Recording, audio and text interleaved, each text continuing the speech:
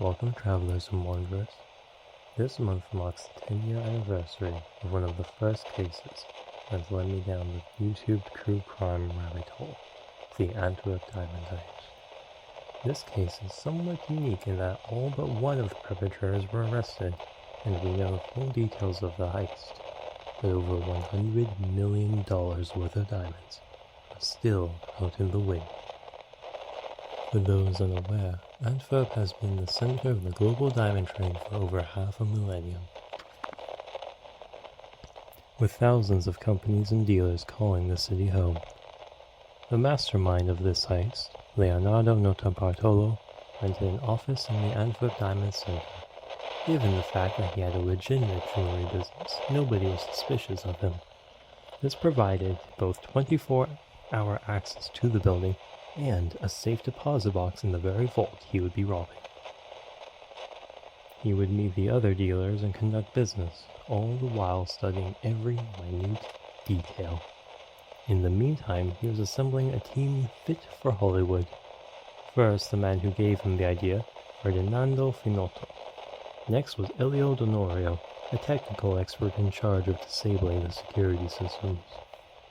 Third was the only member of the crew to evade capture, his identity remaining a mystery to this day. Known as the King of Keys, I suspect his role is obvious. Finally, the ultimate undoing of the heist, Pietro Tavano, Leonardo's childhood friend. In a stroke of dramatic irony, nobody else wanted Tavano to be a part of this due to his nerves. We will return to this point in due time. Leonardo took pictures of everything using a pen camera, allowing the team to build an exact replica of the vault to practice. It seems somebody was a fan of Ocean's 11. They would rehearse until they had the entire plot committed to memory. And on Saturday, February 15th, 2003, they were ready. Between Sabbath and the Diamond Games tennis tournament, the building was emptier than usual. The day before, Leonardo had visited the vault and used hairspray to block the thermal and motion sensors. Leonardo pulled up to the Antwerp World Diamond Center around midnight in a rented car, while the others used a ladder and hid in the garden to reach a balcony. They covered the cameras with plastic bags and broke into the room where the vault's foot-long keys were stored, alongside the combination. This store has over 100 million possible combinations. So in the interest of not spending years trying to guess, Leonardo hid a camera in the hallway that recorded the combination in advance.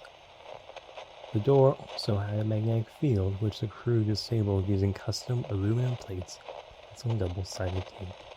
Finally, the King of Keys lived up to his namesake and picked the lock on the final security door. The team used another layer of bags and tape on the cameras and sensors for good measure. All in pitch black. All by memory. From there, they robbed them blind. The crew opened more than 100 of the 160 safe deposit boxes in the vault. Although, amusingly, I can't find any information on whether or not Leonardo's box lands on that list. They came out at 5:30 a.m. with over $100 million worth of valuables. They had done the impossible. It was the perfect crime.